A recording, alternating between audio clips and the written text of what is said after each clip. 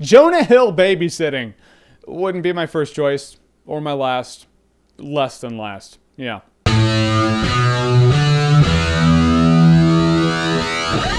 The Sitter stars Jonah Hill, who's now gonna babysit and go on adventures in babysitting. And there's a whole convoluted, twisty-turny kind of plot that involves, you know, drugs and fighting and all that good, happy shit that happens when you get babysat and when you're babysitting. It happens. And when I saw the trailer for this movie, I was like, yeah, that doesn't look good. It just didn't. Was the movie funny? Yeah, there were undeniably some funny parts. I was laughing in parts and I was like, that is just good dialogue there, old black guy at that one club. But the characters in this movie, dude, there's something off about them. All right, take Jonah Hill. The first thing you see is going down on this chick. That's the first thing that happens in this movie. Right there, I was like, bullshit. And the girl was like, oh wow, my friend was right. Nice guys really are the best at going down on chicks. And then he's like, oh, hey, I'm, you know, like timid, nice guy and, you know, funny nerd speak because, you know, I'm a nerd in this movie. We've now established that I'm an awkward nerd who's a really nice guy. Then he gets home and he's a total douchebag. Sits on the couch, just watches TV, makes his mom answer the phone. He's just a total asshole. I was like, oh, all right, that's a total 180, but you know, all right, we now don't know who Jonah Hill's supposed to be. Is he likable and relatable, or is he a total douchebag who's gonna grow throughout this adventure in babysitting? It's like someone wrote two different characters who were gonna be friends in this movie, and they were like, oh, we can't have two main characters. Let's just, you know, cut their dialogue in half and just crunch it together into one character. Not blend the character to a happy medium. No, the same dialogue from two different characters. Like he has multiple personality and he's a flip-floppy kind of guy, you know, like that. And there's this other guy in the movie. He's like someone's ex-boyfriend. It's a really insignificant part, but it kind of goes on what I'm saying where the characters weren't consistent in this movie. The guy's like, oh, hey, you know, like, hey, sorry we didn't work out, but I truly do pray for you. You're like, all right, he's a Bible thumper. He's, you know, found God and he's going to be that kind of nice guy. Then Jonah Hill's like, all right, hey, there's been a misunderstanding here. You know, she's pissed at you. know, sorry about that. The guy looks at him. He's like, what are you going to do about it, punk? And he pushes him. And I'm like, whoa, again with the flip-floppy kind of, okay, no one knows who they're going to be in this movie.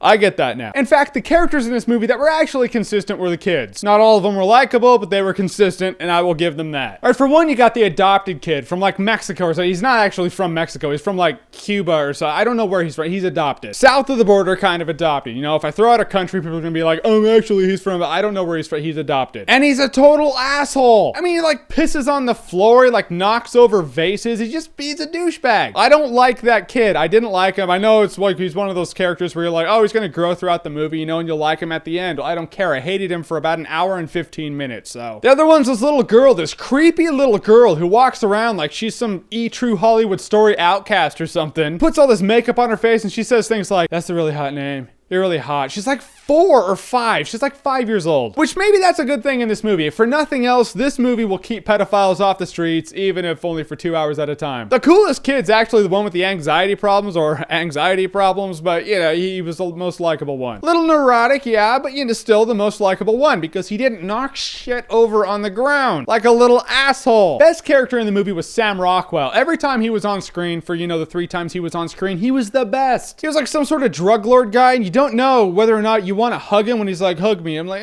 I probably would. He seems like he'd be a fun guy before he tries to kill you. But before that, you know, awesome. I don't know why I made him sound Colombian. Oh, like, hug me. I don't know.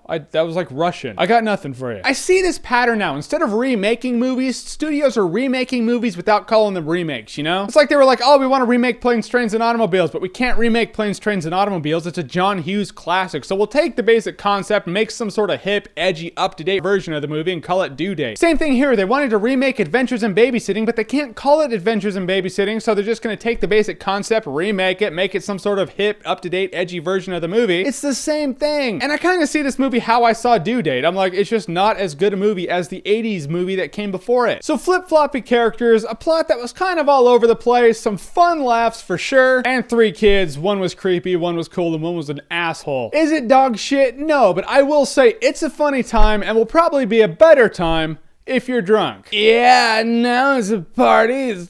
Kid's an asshole. So there it is. So what's your favorite movie where people go out on the town and just shenanigans and craziness happens? Doesn't have to be a babysitting scenario, just whatever. Comment below, let me know. And as always, if you like what you've seen here and you want to see more, click right here to see more.